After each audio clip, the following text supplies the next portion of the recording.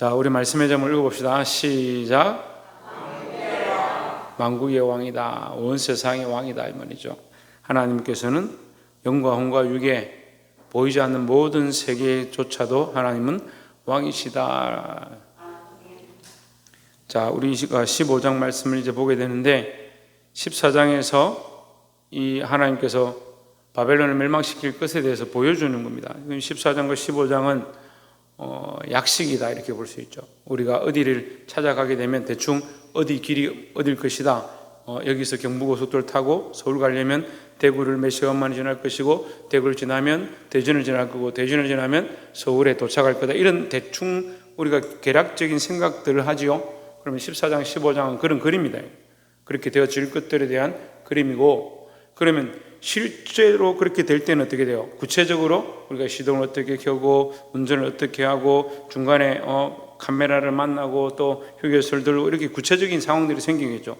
마찬가지로 말씀도 이렇게 큰 그림을 그려놓고 거기에 이렇게 되어질 것이다 했고, 또 실제적으로 그렇게 될 때는 어떻게 됐느냐, 땅의 4분의 1이 3분의 1이 다 죽고 지옥에 떨어지고 아마겟돈 전쟁이 일어나고 이런 얘기들을 하는 겁니다.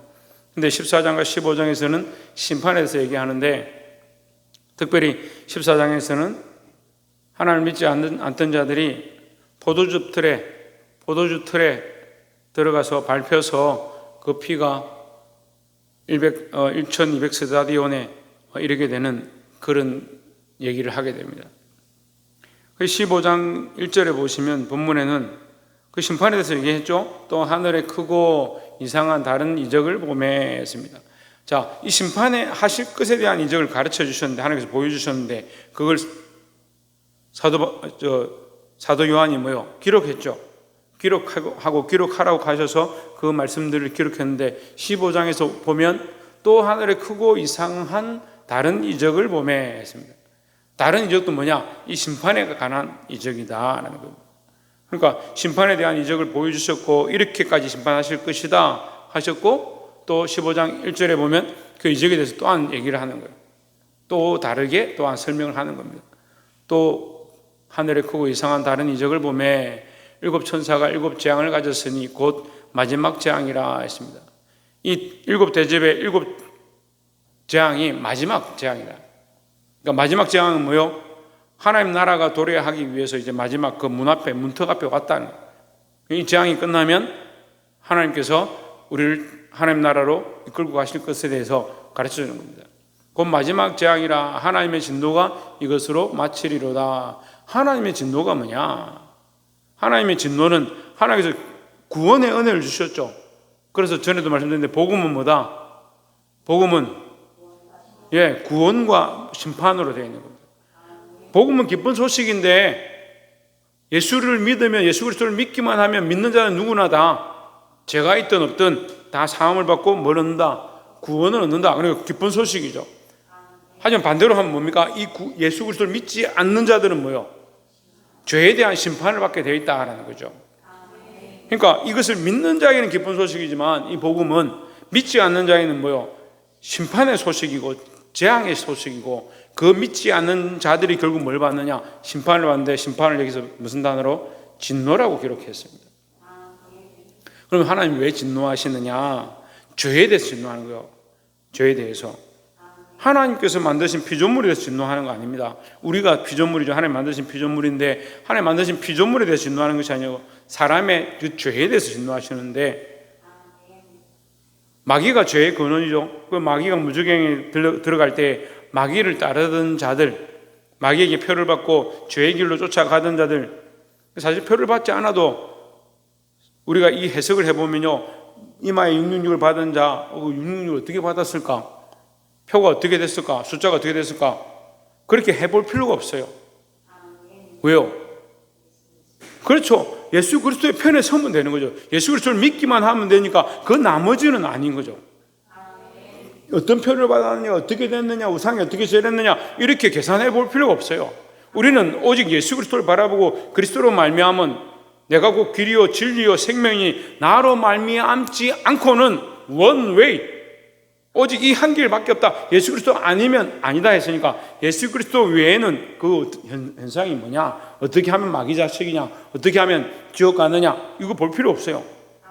이걸 볼 필요 없다니. 우리는 복음의 소식, 기쁜 소식, 예수로 말미암은 구원의 자리에 들어오는 게 중요한 거죠. 그런데 이걸 제대로 하지 않고 믿음의 자리에 서고 예수를 믿고 예수님만 바라보고 십자가의 길을 가는 것은 제대로 하지 않고 자꾸 이게 뭐냐? 이게 분석하고 해석하고, 그럼 해석이 안 되죠.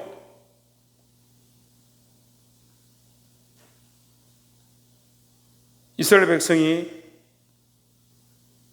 이집트에서 벽돌을 굽고 피라미드를 만들고 그 노예로 살았습니다. 노예로 오랜 동안 살았는데 하나님 부르시니까 하나님께서 그들을 그 노예되었던 애굽 땅에서 나오게 하십니다. 나오게 하실 때 6월절 어린 양의 피를 바르고 문설주의 피를 바르고 그날 밤에 하나님께서 그들을 살리시고 그 다음날 어떻게 해요? 그들로 나오게 하는 거예요. 너희가 가라. 너희가 가서 광야에서 하나님 예배해라 하고 해서 그들이 나옵니다. 나오는데 어떻게 합니까? 바로의 군병들이 내버려 두지 않고 쫓아오죠. 그들을 죽이려고. 병거를 타고 달려옵니다. 근데 하나님 기도하니까 하나님께서 홍해를 가르시고 그 백성들을 지나게 하십니다. 지나게 하실 때 보세요. 지금 제가 이 얘기를 하는 이유가 이 본문과 연결되는 거예요. 이 홍해를 지나게 하실 때 지나고 나서 그들이 이 홍해를 건너서 바다 건너편에 서니까 어떻게 됐습니까? 바다가 입을 닫았는데 거기에 그 바로의 군사들이 어떻게 합니까? 그 기적을 보면서도 하나님 그렇게 역사하시는 것들을 보면서 물론 그 앞에도 10가지 재앙 가운데 하나님 하시는 것들을 봤죠. 근데 계속 마음이 강팍해서 계속 돌이키는데 하나님께 돌이키는 게 아니고 자꾸 세상으로 돌이켜요. 마지막에도 그 바다가 갈라지는 것을 보면서도 어떻게 해요? 바다 가운데로 따라오는 거예요. 그러다 그 바다에 수장돼서 죽어갑니다. 물이 다시 덮이니까 그 안에 빠져 죽습니다. 근데 그 물에 얼마나 빠져 죽었냐? 몇 초 만에 숨이 멎어서 죽었냐? 어느 깊이 정도에서 빠져 죽었냐? 밑에가 어땠느냐? 고래밥이 됐느냐? 짐승밥이 됐느냐? 뭐가 중요합니까 그게? 우리가 이 바다를 건넜고 이 바다를 건너서 기뻐하고 즐거워하는 이 구원의 은혜를 맛본 게 중요하죠. 그래서 성경 그 얘기를 하는 거죠. 하나님의 진노가 이것으로 마치리로다. 그들은 이런 진노를 당하는데 2절에 보시면 뭐라고 되어 있습니까? 내가 또 보니 불이 섞인 유리바다 같은 것이 있고 불이 있다. 불이 섞였다. 유리바다 같은 것에 불이 있다. 이 불은 심판을 얘기합니다. 근데 바다가에 바다 같은 것이 있고 짐승과 그의 우상과 그의 이름의 수를 이기고, 그러면 그 바다 속에 누가 있느냐? 짐승과 그의 우상과 그의 이름의 수를 이기지 못한 자들이 있다. 거기 빠져 있고요. 그 불에 타는 곳에 있고, 거기서 벗어난 자들은 어디 있느냐? 바닷가에 있다. 바닷가에. 이해가 되세요? 그 불이 타는 유리바다 같은 것이 있는데, 불이 타는 유리바다 속에 있는 자가 있고 유리바다 밖에 있는 자가 있는데, 밖에 있는 자는 뭐냐? 이긴 자예요. 이긴 자. 짐승도 이기고 우상도 이기고 그의 이름의 수를 이긴 자. 그 마귀에게 지지 아니하고 믿음을 지키고 끝까지 인내한 자, 예수 그리스도를 믿은 자들은 바닷가에 서서 그것을 보게 될 것이고, 그들은 어디 있느냐? 그 바다 속에 빠져서 그 불이 타는 바다에서 그 심판을 받을 것이다라는 거죠. 이것이 출애굽기 15장에 나오는 모세의 노래와 연결되는 겁니다. 3절에 하나님의 종 모세의 노래, 어린 양의 노래를 불러 이르되 했습니다. 거기 서 있는 사람들이 금문고를 타면서 노래하면서 뭘 부르냐? 모세의 노래를 부르는 겁니다. 모세가 뭘 불렀느냐? 무슨 노래를 불렀냐? 방금 얘기했잖아요. 홍해를 건너는데 바로의 군사들이 그들의 평생의 원수, 그들을 압제하던 자들이 그 홍해 바다에 물에 빠져 죽어가는 것, 그 상황 가운데 하나님이 이스라엘 백성을 구원하셔서 바다 건너편으로 건너가게 하셔서 살려주신 그 은혜, 너희가 오늘 보고 있는 이 바로의 군사들 다시 보지 않을 것이다는, 이 마지막 심판이다 이 말이죠. 마찬가지로 마귀의 군사, 악한 것들과 그의 짐승과 그의 종되었던 자, 거기에 우상숭배했던 자들은 어떻게 되느냐? 이제 마지막 본다는 거예요. 거기 구경하는 거 재밌다. 그게 중요한 게 아니고요. 뭐요? 우리는 그 불 같은 유리바다에 있는 게 아니고 그 가에 서 있다. 그 가에 서서 뭐하냐? 모세의 노래를 부른다. 모세가 그 구원하신 구원의 하나님, 그 바로의 앞쪽에서 구원하신 하나님, 그 바로의 군사들을 바다에 빠뜨리시고 우리를 그 바다에서 건지신 하나님, 그 하나님을 찬양하는 것처럼 우리가 하나님 앞에 서게 될 때에 우리를 구원하신 그 하나님을 찬양하게 될 것이라는 거예요. 그 그림을 얘기하는 거죠. 모세의 노래, 어린 양의 노래를 불러 이르되, 구원의 노래죠. 구원의 승리의 노래다. 주 하나님 곧 전능하신 이시여 하시는 일이 크고 놀라우시도다. 만국의 왕이시여 주의 길이 어렵고 참되시도다. 왜 어렵고 참되냐? 믿지 않는 자들 보기에는 불공평하지 않느냐? 누구는 구원하고 누구는 구원하지 않고 뭐 이런 일이 있느냐 하겠지만, 하나님 분명히 복음을 주셨다. 심지어 로마서 기자를 통해서 뭐라고 합니까? 하나님 알지 못했던 사람들도 이 자연 만물을 보고, 자연을 보고, 해가 뜨는 걸 보고 분명히 조물주가 있구나, 창조자가 있구나, 그걸 알게 된다는 거예요. 제가 보니까요, 자식을 낳아본 사람들은 하나님이 계시다는 걸 너무 분명하게 알게 돼 있어요. 어떻게 내가 눈, 코, 입, 내 성격, 먹는 습관, 땀 흘리는 것까지 닮아요. 땀 흘리는 것. 어떻게 이렇게 닮네요? 심지어는 코가 안 좋아 비염이 걸려있으면 자식도 비염이 걸려 닮는 그런 거예요. 내 습관을 닮고 내 성격을 닮고. 어떻게 그렇게 닮느냐? 그게 어떻게 그렇게 유전되네? 그게 의학적으로 유전된다 합시다. 의학적으로 몸이 어떻고 DNA가 어떻고 유전된다 합시다. 근데 생각은 어떻게 유전돼요? 습관은 어떻게 유전돼요? 어떤 분들은 믿음도 유전돼요. 믿음도. 부모가 믿음이 있고 참 신실하게 기도했으면 자녀가 태어나면서도 자연스럽게 믿음을 가져요. 저 아이들 낳아보니까 우리 아이들 자랑하는 건 아니지만 영적인 모양들 많이 가지고 있는 거예요. 어렸을 때 보니까 지나가는 사람 저 사람 참, 엄마 저 아줌마가 좀 이상해, 말도 제대로 못하는데 그걸 어떻게 그걸 배우냐? 유전적으로 어떻게 배우냐? 그게 몸으로 어떻게 타고 나옵니까? 그러니까 우리가 육체만 자꾸 알고 있으니까 그런 거예요. 영과 혼이 있다는 사실을, 우리의 지식과 감정이 하나님 만드셨다는 사실을 잊어버리면 안 된다라는 거죠. 하나님이 하신 일이 어렵고 참되시다. 하나님 잘못된 것이 없다는 거예요. 심판받을 자는 심판받고 구원받을 자는 구원받게 하신다는 거죠. 우리가 할 수 있는 일은 뭐예요? 우리가 다 알지 못하죠. 누가 구원받을지, 누가 지옥 갈지, 누가 심판받을지, 누가 상급을 얻을지 우리는 다 모르죠. 하지만 우리가 할 수 있는 일이 뭡니까? 우리는 예수 그리스도 편에 서는 거예요. 예수님 편에 서고 예수님을 끝까지 믿음으로 믿는 것입니다. 공주는 뭐하라고? 끝까지 뭐 해야 된다고? 끝까지 뭐 해야 된다고? 지대형 끝까지 뭐 해야 된다고? 전염병이가. 박선이 뭐 해야 된다고? 끝까지? 또 끝까지 예수님 믿어야 된다고. 우리가 예수님 편에 서고 끝까지 예수님을 믿어야 한다는 거죠. 4절에 주여 누가 주의 이름을 두려워하지 아니하며 영화롭게 하지 아니하오리까? 하나님을 찬양하지 않겠느냐 이 말이에요. 오직 주만 거룩하시니이다. 주의 의로우신 일이 나타났음에 만국이 와서 주께 경배하리이다. 온 세계가 와서 하나님께 경배한다. 근데 여기 만국은 뭐예요? 믿는 자들이죠. 믿는 자들. 믿지 않는 자들은 와서 경배할 수가 없습니다. 왜? 심판날이 들었으니까. 그러니까 우리가 지금 믿을 수 있을 때, 믿음을 가지고 있을 때 똑바로 정신을 차리고 믿어야 한다라는 거죠.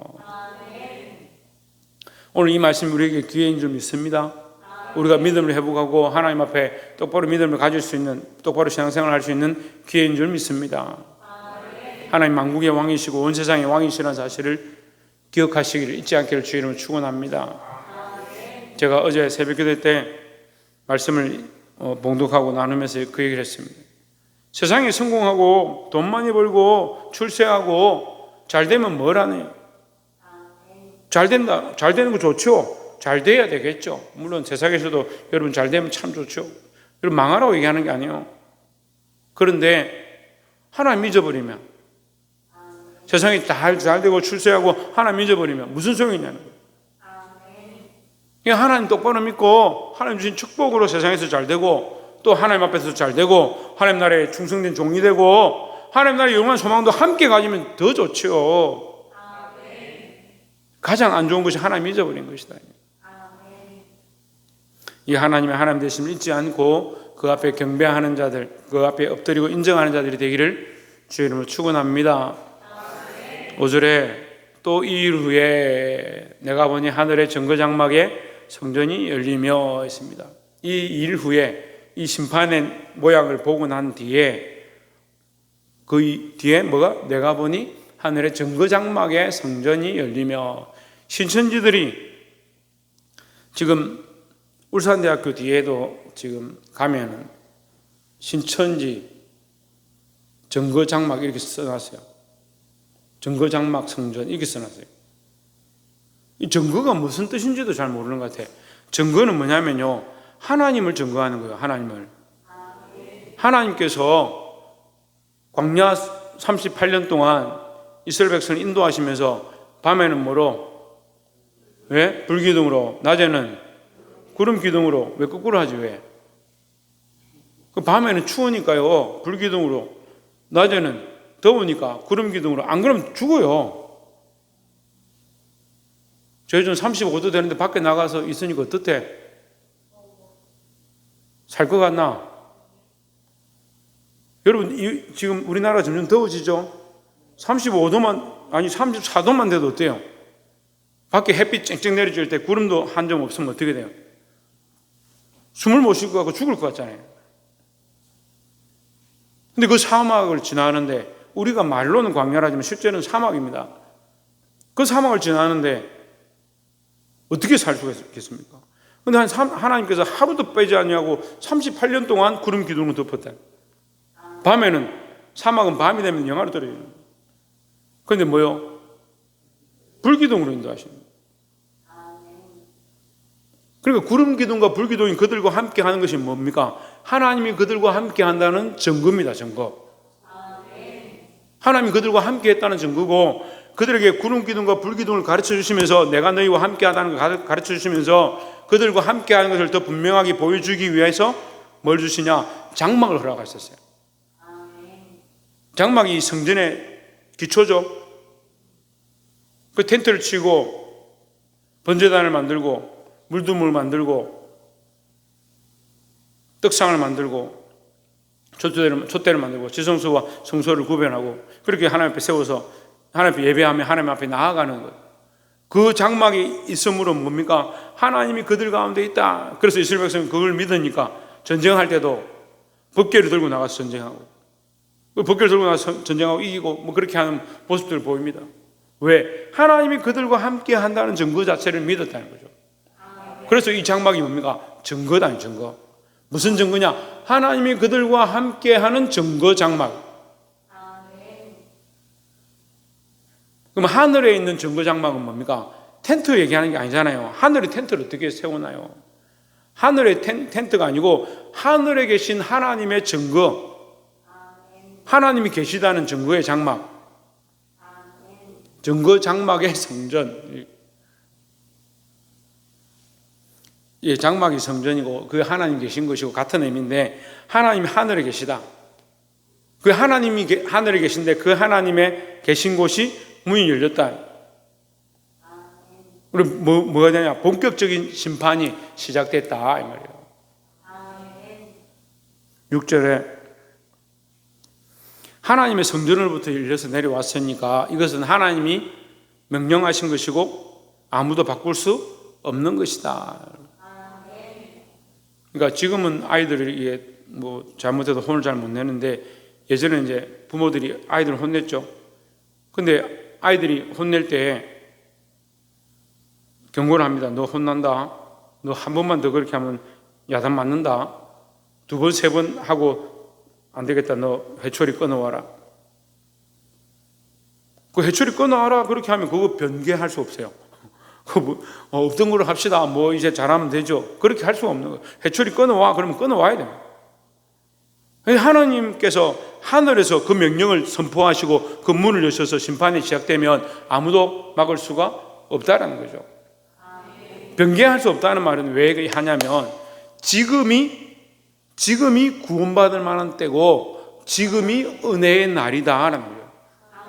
그때가 열려서 하늘의 장막이 열리고 심판이 시작되어지면 돌이킬 수 없다는 거죠. 그때는 방법이 없어요. 지금 하나님께서 기회를 주실 때 정신을 차려야 된다는 거죠.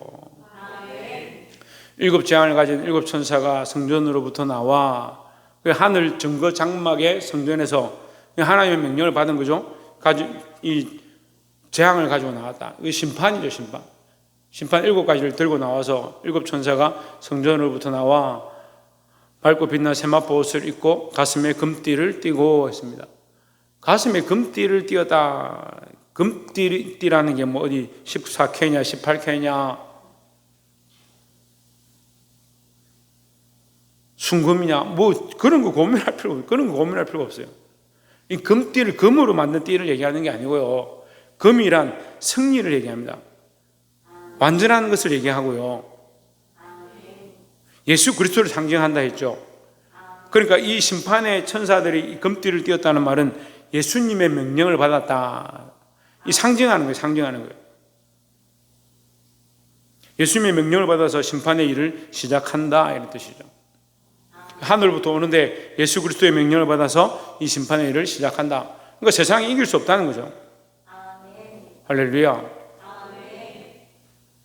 7절에 내 생물 중에 하나가 영원토록 살아계신 하나님의 진노를 가득히 담은 금 대접 7을 그 천사들에게 주니 했습니다.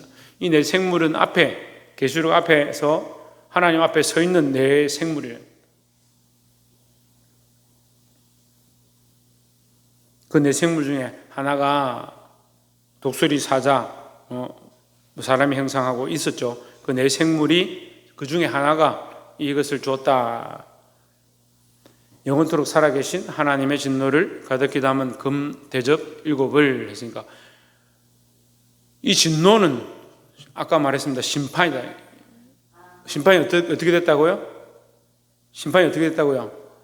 글자가 적혀 있잖아요. 심판이 어떻게 됐다고요? 진노가 심판이라 했으니까 심판이 어떻게 됐다고요? 가득하다요. 심판을 가득히 담은 이렇게 읽으면 되죠. 심판을 가득히 담은 금 대접. 금은 승리를 얘기하니까 아무도 이길 수 없는 것이고 가득히 담은 뭐요? 심판이 할 때가 됐다는 때가 됐다는 때가. 심판을 처음부터 하려고 계획해 두신 게 아니고 하나님 구원하시고자 했는데 이 때가 차니까 이 죄가 관영해서 결국 심판이 가득 찼다는 거예요. 심판할 수밖에 없는 거죠. 하지 않으면 넘치니까 때가 찼다는 거죠. 근데 이것도 반반 나누는 겁니다. 한쪽은 뭐요? 심판의 때가 찬 것이지만 반대는 뭡니까? 구원의 날이 이런 거죠. 그러니까 우리는 심판의 때가 왜 찼느냐 이렇게 할 필요가 없고 구원의 때가 되었으니까 하나님 우리가 이 고통 가운데서 우리를 구원하시는 때가 되었으니 감사합니다 해야 되죠. 아까도 얘기했습니다. 이스라엘 백성이 그 노예 가운데 바로의 압제 가운데 애굽에 이집트에 거기서 비참한 생활들을 하고 그들에게 그런 고생들을 하고 있는데 그들이 놓여서 나올 때는 이 사람들에게 뭐요? 청천벽력 같은 소리예요. 그들이 나가면 우리가 어떻게 사나? 그런데 이 사람들은 뭡니까? 자유와 기쁨의 날인 거예요.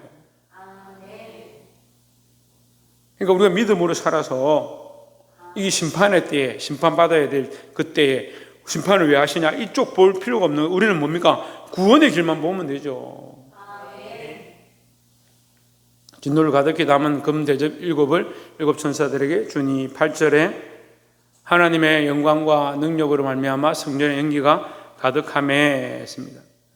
자, 이것은 출애굽기에 나오죠. 하나님의 영광이 성전에 가득하니까 백성들이 감히 가까이 갈 수가 없었다. 그래서 그들은 어떻게 합니까? 백성들이 엎드렸다. 그 연기가 가득하고 백성들이 엎드렸다 할 때 그게 무슨 의미냐면요. 하나님 앞에 잠잠한 거예요. 우리는 아무것도 할 수가 없다라는 겁니다. 심판의 때에 하나님 역사하시는 그 일은 인간이 관여할 수도 없고 우리가 어찌 할 수 없습니다. 그러니까 그 앞에 잠잠한 거죠. 그 하나님의 영광과 능력으로 말미암아 성전의 연기가 가득 차며 하나님의 임재가 강하게 임하죠. 이 세콰이나 이렇게 하는데 하나님의 임재가 강하게 임한 곳에 사람이 할 게 없습니다. 우리는 잠잠히 기다려야 되는 겁니다. 천사들이 이 금대접을 가지고 심판의 일을 시작할 때 우리가 관여할 수 있는 건 아무것도 없어요. 그냥 오히려 우리가 구원받았음을 감사하고 하나님 거룩하시다 찬양할 수밖에 없는 거죠. 하나님의 영광과 능력으로 말미암아 성전의 연기가 가득 차며 하나님의 역사가 시작될 때에 일곱 천사의 일곱 재앙이 마치기까지는 성전에 너희 들어갈 자가 없더라. 이 얘기를 그러니까 왜 기록하는지 우리가 방금 설명했습니다. 우리가 들어가서 어떻게 됐습니까? 왜 합니까? 끝날 때 안 됐습니까? 할 자격이 안 된다는 거죠. 그러니까 하나님이 일하시고 하나님 임재가 가득하게 임해서 이 땅의 악한 것들을 심판하고 구원받을 자를 구원하실 그 일 가운데 우리는 잠잠히 기다려야 한다는 거죠. 말씀을 맺겠습니다. 우리가 이 말씀을 사실은 다 알 수 없습니다. 언제 어떻게 일어날지 어떻게 될지 다 알 수 없습니다. 근데 세상 사람들은요, 이게 다 그렇게 된다, 언제 된다, 몇 명이 천국 간다, 14만 4천 명이 천국 간다. 오늘 조사한 거 발표하는데 신천지가 24만 명이 넘었대.